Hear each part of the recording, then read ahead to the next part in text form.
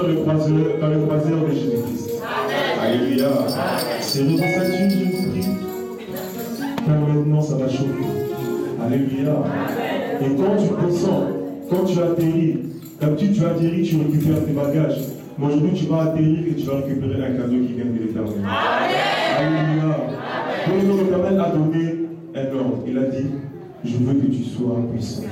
Il n'a pas regardé, il n'a pas demandé ton avis. Il n'a pas regardé si tu étais grand bingagaillard. Non. Il a dit, il veut que tu sois puissant. Peu importe ta maladie, peu importe ton souci, Dieu veut que tu sois puissant. Peu importe ta pauvreté, mais Dieu veut que tu sois puissant. Alléluia. Recevoir cette ordre par un homme de Dieu. Alléluia. Nous voulons recevoir cette parole. Pendant que je vais appeler l'ordre de Dieu, nous allons faire comme tout à l'heure. On a dit, chacun va définir son Dieu. Alléluia. Comme tu vas commencer même à définir ton Dieu. S'il est alpha, tu dis qu'il est alpha. S'il est oméga, tu dis qu'il est oméga. S'il est le prophète, tu dis qu'il est le prophète.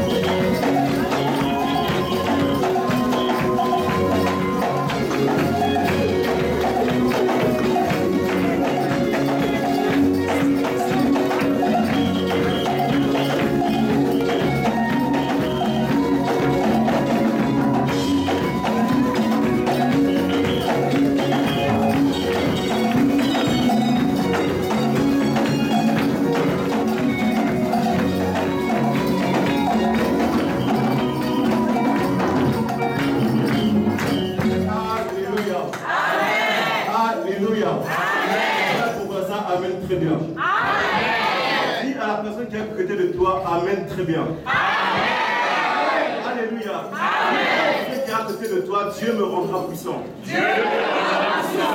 Même si ça dure, et je sais que je finirai puissant. Même si la nuit tarde, je finirai puissant. Parce que ce terme a été envoyé pour moi. A été envoyé pour moi. Tu vas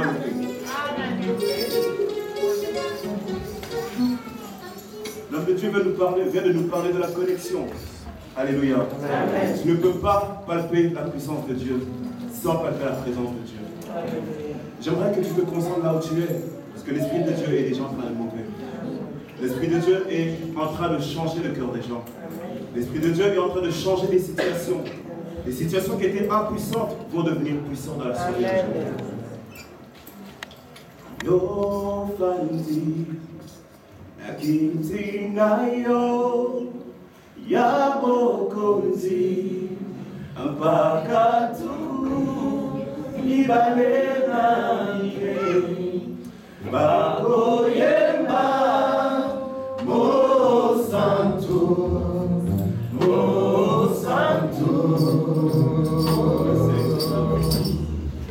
c'est ton la terre ton marché.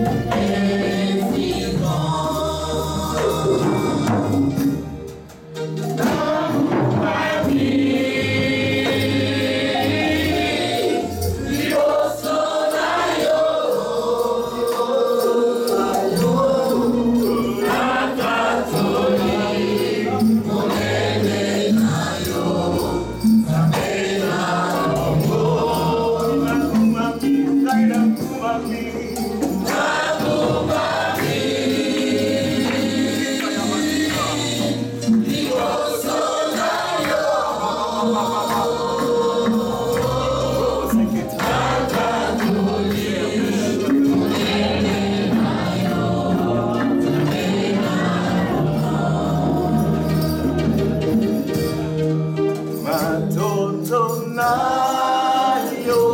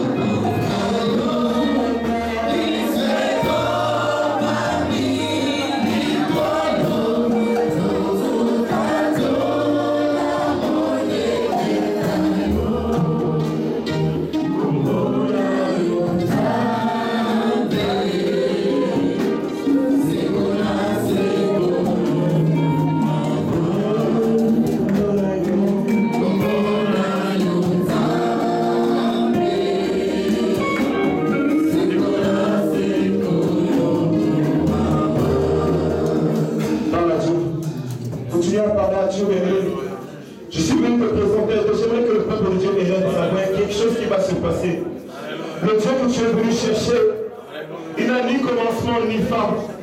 Ce Dieu-là que tu es venu chercher s'appelle l'Alpha et l'Oméga. Là où ta connaissance, là où tes pensées ont été limitées, ce Dieu-là vient les résoudre comme un Alpha. Ce Dieu vient les résoudre comme un Oméga dans ta vie. Parle à Dieu. Longtemps tu es dans une position qui te rend impuissant.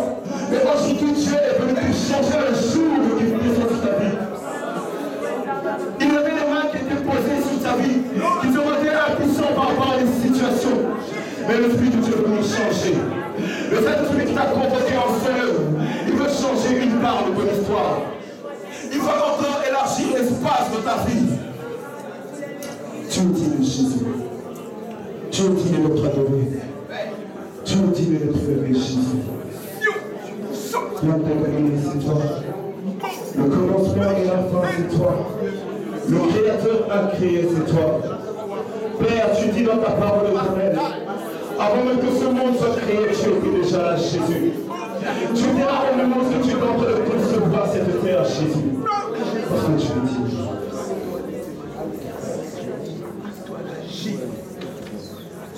Tu es malheureux. Seigneur, nous te bénissons, nous te rendons gloire pour ton amour, pour ta fidélité. Père, nous te disons un grand merci pour ce moment solennel. Ce moment où ce que tu veux changer le cœur des gens. Tu dis dans ta parole, ô Éternel, dans leur détresse, dans leur angoisse, dans leur malheur, tu envoies la parole. Et c'est cette parole qui les guérit. Jésus, les solutions ou les conseils d'un homme ne peuvent guérir ton peuple. Les conseils d'un homme, ô Éternel, ne peuvent changer leur situation. Mais il n'y a que ta parole qui est capable. C'est pour cela que nous invitons ta parole, ô Éternel Dieu. Que ta présence, ô Éternel, soit au milieu de nous. Tu as dit dans ta parole, ô Éternel Dieu, au commencement était la parole. Et c'est ce commencement, ô Éternel, que nous voulons inviter. C'est ce commencement, ô Éternel, que nous voulons qu'il prenne un siège principal en ce lieu. Move. Que ta présence move, Jésus. Que ta présence touche maintenant le cœur des gens pour transformer. Nous t'adorons parce que nous savons que tu es là et que ta présence est au milieu de nous. Merci de recevoir les acclamations.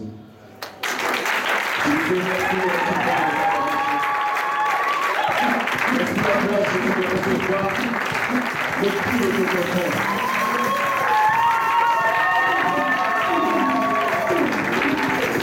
C'est là que tu dis comme tu as chanté dans la leçon.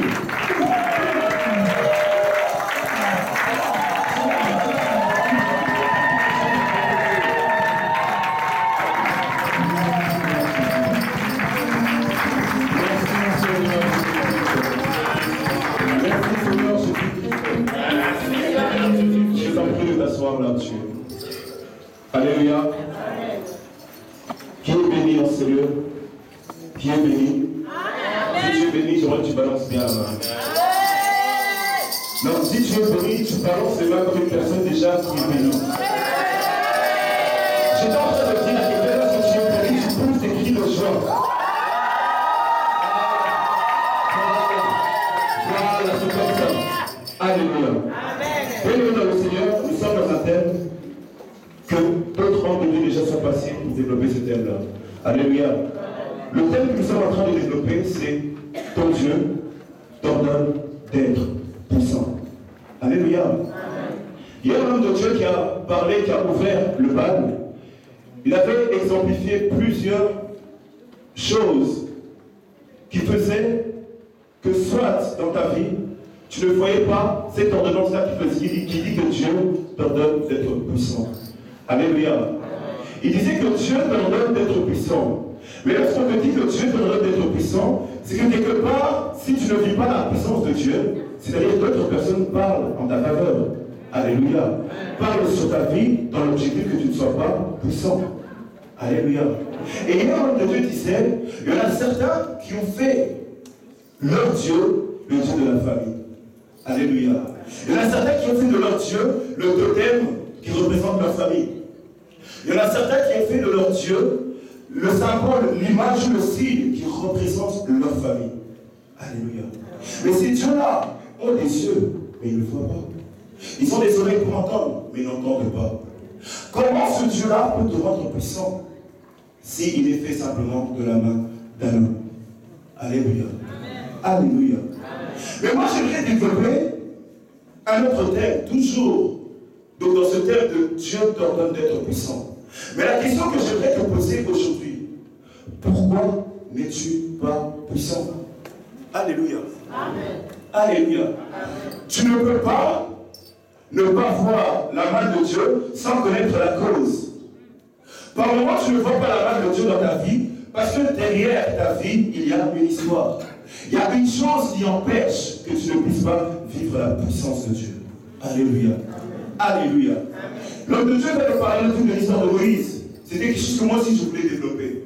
Et je veux le développer aussi. Vous verrez Moïse, pourquoi au départ, il n'a pas palpé la puissance de Dieu.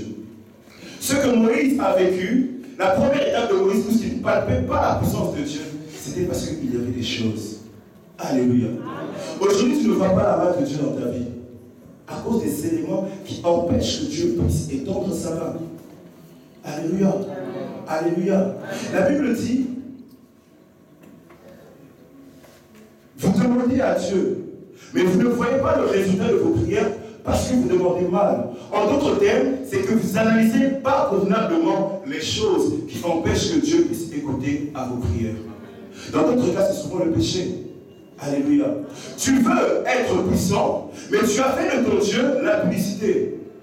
Tu veux que Dieu te rende puissant, mais tu as fait de ton Dieu le mensonge. Tu veux être puissant, mais tu as fait de ton Dieu la haine. Alléluia. Comment Dieu peut-il te manifester sa puissance dans ta vie si toi-même, tu as encore des dieux qui sont attachés à toi? Alléluia. Et par rapport à ça, nous allons développer un thème que j'ai intitulé « Quelle est la trace qui te rend impuissant ?» Alléluia. Pour pouvoir être puissant, il faut connaître ce que Dieu te donne pour devenir puissant. Mais lorsque tu es aussi impuissant, tu dois connaître les facteurs, les choses qui font que tu ne sois pas puissant. Alléluia. Donc le thème, quelle est la trace? La question que je te pose aujourd'hui, quelle est la trace qui te rend impuissant? Alléluia. Quelle est cette chose qui empêche que la main de Dieu puisse exercer une puissance sur toi? Quelle est cette chose qui t'empêche que lorsque le païen te voie, il ne peut pas dire que non, tu es différent d'eux? Alléluia. Par moment, tu vas aller prêcher les païens. Mais le païen, lorsqu'il te voit, il ne voit même pas l'image de Dieu en toi. Parce qu'il y a des traces. Ces gens de personnes-là qui ne reflètent pas la nature de Jésus veulent la puissance. Mais pour pouvoir s'approcher de Jésus, pour pouvoir s'approcher de Dieu, il y a des réglementations à suivre. La Bible est claire. Elle dit, approchez-vous de moi et moi je m'approcherai de vous. On ne s'approche pas de Dieu n'importe comment. Lorsque tu t'approches de Dieu, tu t'approches de Dieu avec des dogmes et des principes. Souvent que les chrétiens n'utilisent pas. Mais nous allons voir ça ce soir. Alléluia. Alléluia. J'ai dit que mon thème c'était quelle est la trace qui te rend impuissant? Pour pouvoir comprendre ce thème, il faut comprendre d'abord c'est quoi une trace. Alléluia. Et en consultant le dictionnaire, j'ai vu deux définitions qui m'ont semblé très importantes et qui coïncidaient avec mon message de ce soir. Selon le Robert, on dit qu'une trace, c'est une marque, une empreinte, laissée par le passage d'un animal, d'un véhicule ou d'un élément X. La trace peut être donc définie par un élément qui est laissé lorsqu'un autre élément passe. Mais la chose qu'on dit que cet élément est toujours laissé derrière. Lorsque l'animal passe, l'animal laisse des pas derrière lui. Et c'est ce qu'on appelle des traces. Alléluia. Pour dire que les choses qui empêchent que tu puisses palper la puissance de Dieu ne sont pas spécialement dans le futur, mais ce sont les traces que tu as laissées derrière toi. Alléluia. Des choses que toi tu ne donnes plus d'importance, des choses que tu négliges. Mais sachez une chose, les choses que tu acceptes, c'est ce qui t'arrivera demain. Mais les choses aussi que tu refuses, les choses que tu prends le temps de combattre, c'est celles aussi qui vont disparaître dans ton futur. Alléluia. La deuxième définition qui me plaît le plus, on dit qu'une trace, c'est une marque qui reste d'une chose ou d'un événement passé. Alléluia. Une trace, c'est quelque chose, c'est une marque qui est resté par rapport à un événement qui s'est passé dans le passé. Alléluia. Et c'est vraiment, j'aimerais que vous gardiez cette définition en tête. Un élément qui est resté par rapport au passé. Alléluia. Nous allons ouvrir nos Bibles dans Exode 3. Exode 3.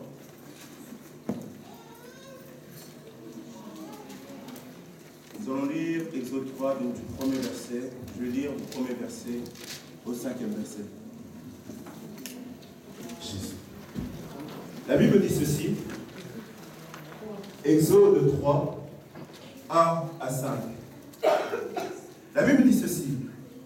Moïse faisait paître le troupeau de Jéthro, son beau-père, prêtre de Madian. Et il mena le troupeau derrière le désert et vint à la montagne de Dieu à Horeb. L'ange de l'Éternel lui apparut dans une flamme de feu, au milieu d'un buisson. Moïse regarda, et voici, le buisson était tout en feu, et le buisson ne se consumait point. Moïse dit, je veux me détourner pour voir quelle est cette grande vision, et pourquoi le buisson ne se consume point. L'Éternel vit qu'il se détournait pour voir, et Dieu l'appela du milieu du buisson, et dit, Moïse, Moïse. Et il répondit, me voici. Dieu dit, n'approche pas d'ici, ôte tes souliers de tes pieds, car le lieu sur lequel tu te tiens est une terre sainte. On va continuer jusqu'au 8. Et il ajouta, je suis le Dieu de ton père, le Dieu d'Abraham, le Dieu d'Isaac, le Dieu de Jacob. Moïse se cacha le visage, car il craignait de regarder Dieu. Verset 7. L'Éternel dit, j'ai vu la souffrance de mon peuple qui est en Égypte. Et j'ai entendu les cris que font pousser leurs oppresseurs, car je connais ces douleurs, et je suis descendu pour les délivrer de la main des Égyptiens. Parole du Seigneur. Nous avons la parole de Dieu. Bien aimé, cette histoire, nous la connaissons tous, l'homme de Dieu venait simplement de la relater. Mais pour pouvoir comprendre ce qui s'est passé, il faut revenir un peu en arrière. Alléluia. Lorsque Joseph s'était installé donc en Égypte, la Bible dit que le pharaon qui régnait à cette époque-là avait considéré le Dieu que Joseph avait amené. Et on dit que la famine qui avait touché Canaan avait poussé les frères de Joseph à venir chercher le secours en Égypte. Et donc ils se sont installés là, ils ont fondé des familles et ils ont commencé à se multiplier. Mais un jour, il y a eu des gens, des inspecteurs, qui se sont dit au pharaon qu'ils n'avaient pas connu le Dieu, ou qui n'avaient pas connu Joseph plutôt. Et donc ils n'avaient pas connu l'alliance que le pharaon de l'époque avait fait avec Joseph. Et ces inspecteurs diront au pharaon, montrons-nous habiles vis-à-vis de ce peuple. Ils sont en train de se multiplier. De peur que s'ils arrivent à un trop grand nombre, ils pourront, si les ennemis nous attaquent, s'allier à ces ennemis-là. Alléluia. Amen. Alléluia. Amen. Ces inspecteurs, donc, vont prendre une décision vis-à-vis du peuple d'Israël. Mais le peuple d'Israël continue quand même à se multiplier. Et c'est là que le pharaon va estimer bon de faire un décret de loi. Et ce décret disait quoi? Tout enfant mâle qui naîtra devait être tué. Alléluia. La première trace que nous pouvons rencontrer dans la vie de quelqu'un qui empêche de voir la puissance de Dieu, ce sont les paroles prononcées. Alléluia. Amen. Ce roi-là avait prononcé une parole, disant que tout enfant mâle qui naîtra de la famille hébraïque devra mourir. Mais la Bible relate que dans la famille de Lévi, il y avait une femme que Dieu avait permis qu'elle puisse sauver son enfant. Alléluia. Amen. Elle prendra cet enfant, elle le mettra dans l'eau pour qu'il soit sauvé. Alléluia. Amen. Mais si vous regardez bien, certes, cet enfant avait été sauvé par la grâce de Dieu. Cet enfant avait été sauvé, mais au-dedans de lui, il y avait déjà une parole qui avait été décrétée. Alléluia. Amen. Tu as traversé des moments, des situations où, par la grâce de Dieu, tu t'étais en sorti de ces choses-là. Quand tu regardes ta vie, lorsque tu observes ta vie, il y a certaines maladies auxquelles tu vivais. Il y en a certains même ici, par exemple, qui avaient des douleurs au cœur, qui avaient des souffrances, qui étaient destinés à mourir. Mais simplement par la grâce de Dieu, Dieu t'a épargné de ce soir, il a permis que tu obtiennes la guérison. Alléluia. Moïse était destiné à mourir. Donc, son nom, sa personne était attachée à une parole qui était la mort.